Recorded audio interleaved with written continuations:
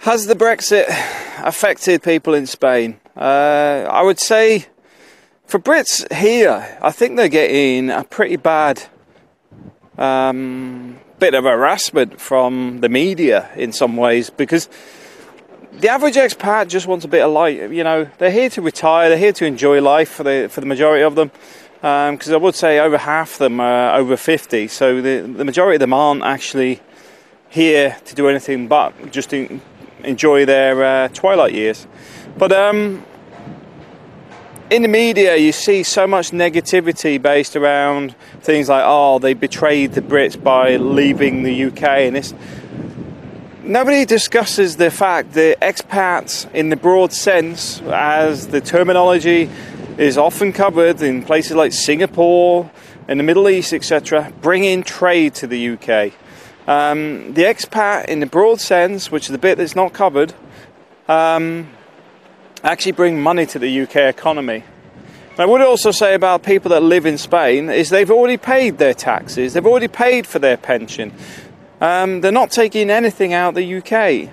If anything, they're actually cheaper for the UK to be living in Spain. The risk of an extra burden on the NHS, for example, is quite realistic, because if you had all the expats here forced back to the UK, and a lot of them are getting on a bit, they're going to be needing that medical service system.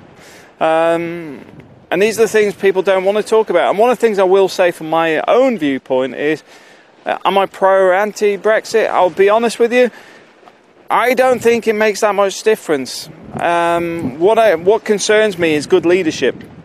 I think people are pro or against, but they should actually be focusing on good leadership is what's needed. Good guidance, having a outline plan, in or out, because that's been the problem realistically. We've had our representatives in the EU, and a lot of them haven't done a lot there. A lot of them have actually turned around, and even I think Panorama did a video on it, you know, a documentary on the ones that just turn up, sign in, then go home for the week and get paid for the week, and they're not even turning up. Now, when people say, well, all these things are made in Brussels, let's be realistic here. A lot of these people that are supposed to represent us aren't doing their jobs. Not even covered anywhere.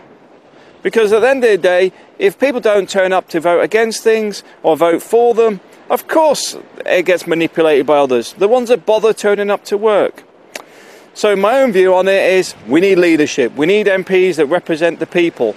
And as someone from outside, because I've been overseas nearly a decade myself, we are impacted by whatever the UK does. Whether they like to call us expats and betrayers of the people or whatever nonsense these people come up with, we're still tied to the UK.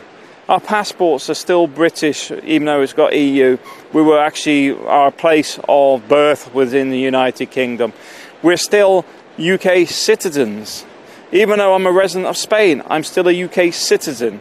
If the UK goes to war, although I'm getting a bit old now, eventually my kids have the risk of being signed up on conscription. So the fact is, when you sit there and people grumble about people being expats, we still have a lot of responsibilities to the UK, and the UK owes us a lot of responsibilities in return. Because at the end of the day, people like myself have paid their taxes. We've paid our way through life. We haven't sat there on some benefit Britain environment. We've actually gone out, earned our money and paid our way. When I'm in the UK, I'm paying taxes. When I'm in the UK, I'm paying social security. When I'm in Spain, I'm still paying social security and I'm still paying taxes. So it doesn't matter where I am still taxed. And the UK still tax me in the UK on earnings I earn there. And that's the thing.